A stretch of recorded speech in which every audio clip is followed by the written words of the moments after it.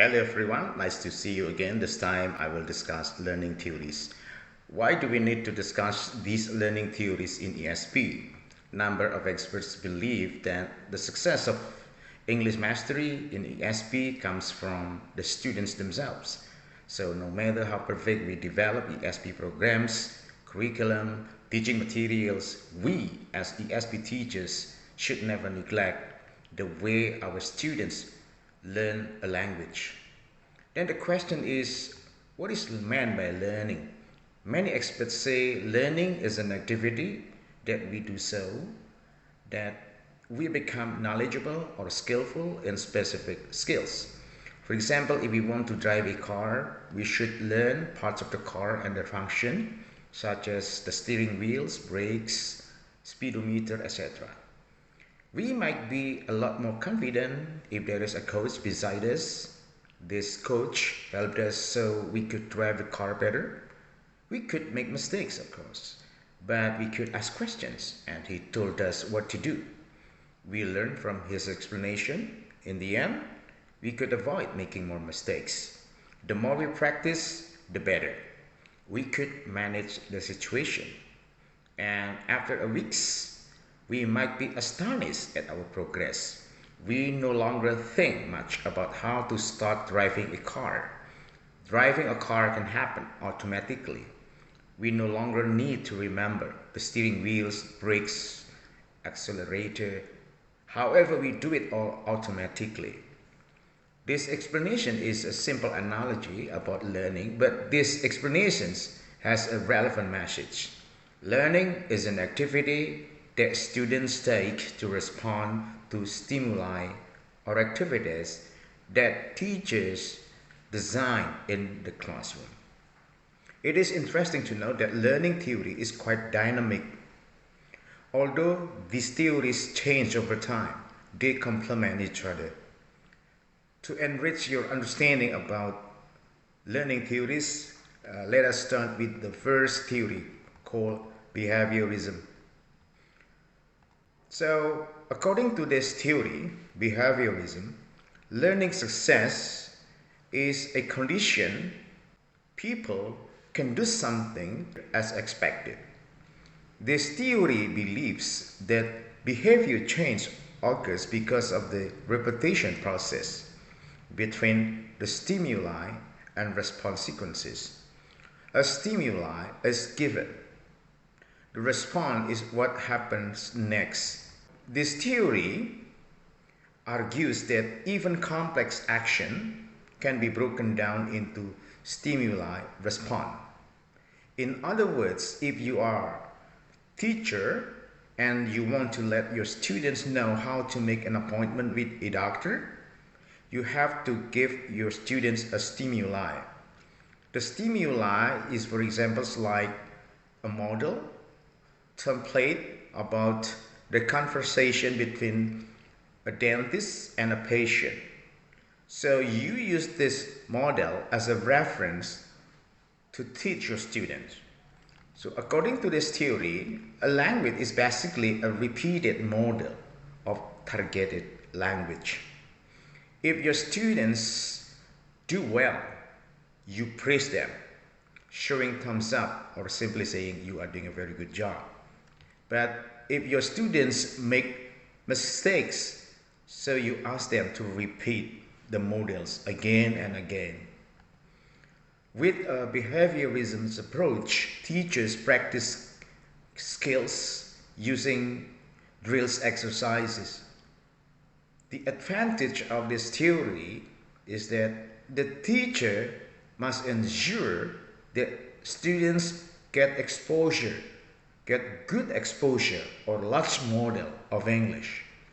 This approach also emphasizes the accuracy of pronunciation and grammar of sentences. Thus, students are encouraged to learn to master language accuracy.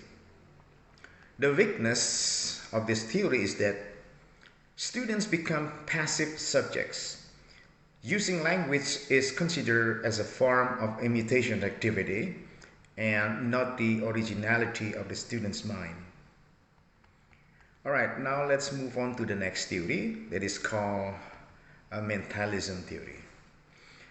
So in short, this theory is called mentalism because the center of learning activity is in the brain, in the mental aspect, our mind.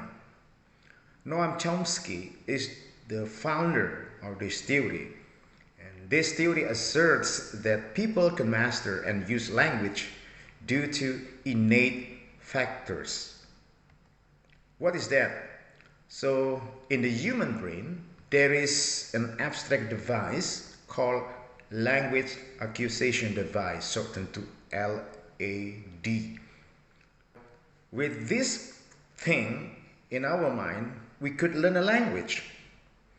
For example, you are exposed to language utterances and you start to manipulate the learning levels. You subconsciously forms up hypotheses and tests them in linguistic formation, and thus you induce rules from the data.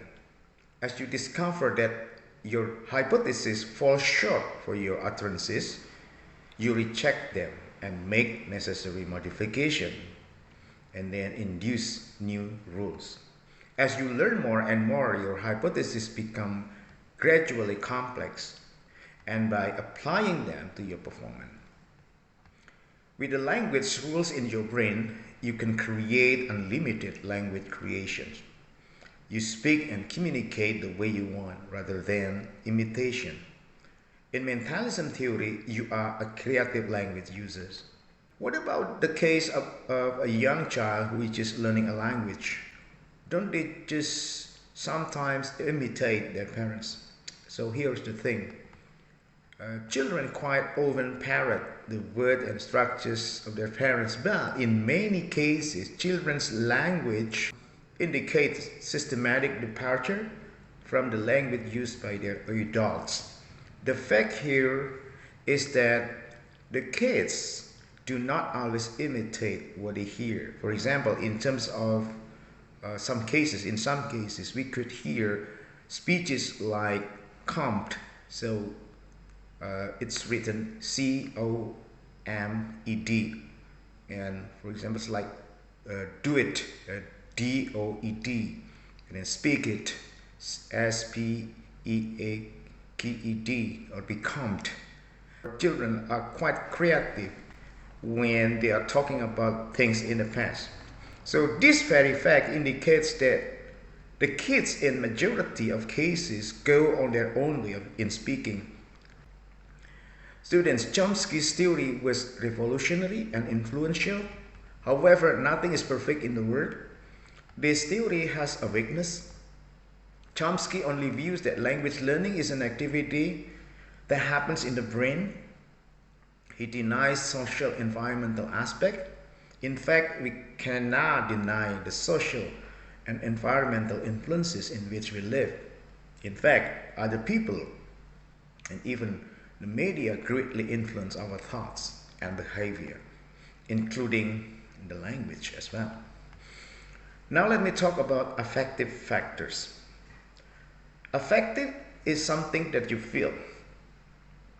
So affection or affective aspect has the function of stimulating, motivating, affecting our brain, our cognition.